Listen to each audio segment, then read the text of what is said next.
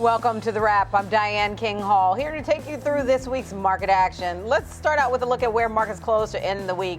The Russell 2000 ended the week at a 52-week high, jumping some 6% since Monday.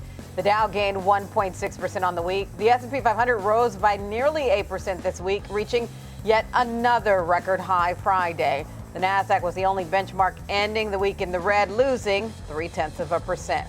All sectors except one ended in the green this week. The biggest gains were logged in real estate, rising 4.4% since Monday. Utilities not far behind at 3.9%. Materials ended the week with a gain of just under 3%.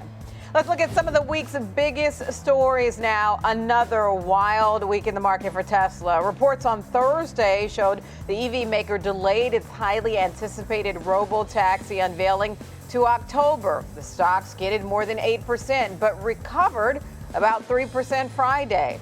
Tesla stock has lost about 0.1% year to date, but has rallied some 25% this month alone.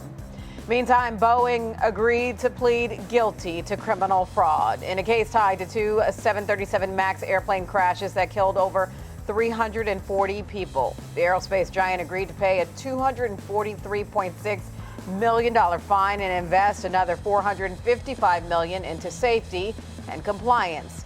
An independent monitor will also oversee Boeing's quality procedures if a federal judge approves the deal.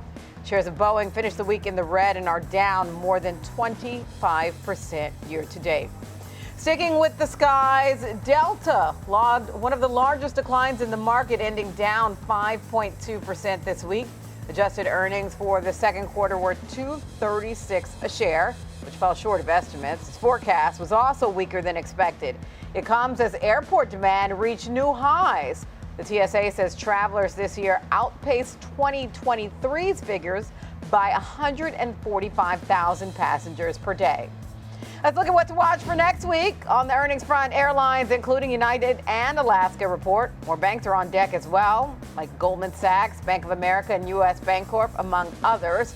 In the AI space, we'll hear from Taiwan Semi. And on the economic front, Fed Chair Jerome Powell is set to speak again. We'll also get June retail sales, Philly Fed, housing starts, and building permits.